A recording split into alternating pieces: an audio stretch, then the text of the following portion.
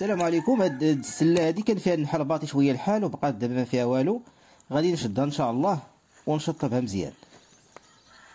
دابا في هاد الوقيته في العام داك اسوفاغ ديال النحل كيخرجوا، الولاد تاع النحل كيخرجوا يقلبوا على السلال الجداد كيدخلوا ليهم.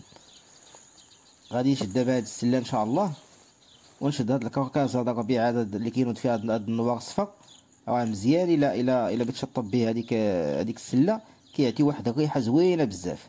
هو اللي كيجذب النحل انه يجي يسكن في هاد السله بحال هكا. السله هي الا كانت نقيه ومقاده وكانت مظلمه غيجي لها النحل، غيجي لها خصها تكون مخدومه مزيان وتكون في شي بلاصه اللي مناسبه. هاد الكركاز ان شاء الله غادي نشطبوا به هاد السله مزيان بحال هكا ونلوعوا عليها شويه تاع الربيع يابس. هذا الربيع خضر بحال هكا نلوعوا عليها باش يبس ويدير عليها الظل، وفي نفس الوقت كيعطي واحد الظليمه تكون مظلمه من الداخل. هذا الربيع كيعاونها تكون مظلمه من الداخل، لان النحل كيبغي السله تكون مظلمه، ما كيبغيش يكون باين فيها الضوء بزاف باش كيدخل وكيسكن فيها. هذا الربيع دابا غنلوي عليها مزيان هكا وغنلوي عليه القنب باش يتزير مزيان وتكون مخدومه، يعني ما تباتيش تخاف عليها حتى لا جاب الله جا النحل دابا وسكن فيها ولا ما تليش مازال تسوق عليها انها راه مخدومه مزيان.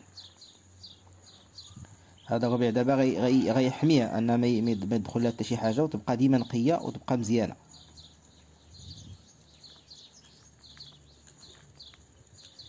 الوقيته فاش كيجي النحل كيقلب كيلقى بلاصه وكيجي كيدخل ليها.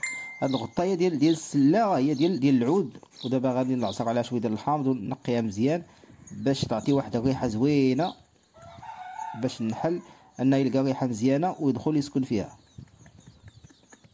وغادي ان شاء الله ندير لها واحد شويه ديال الغيس بحال هكا كامل ندور عليها بالغيس، تنخلي واحد التقيب صغير صافي منين يدخل النحل ويبان لي داك الظلام ويجلس.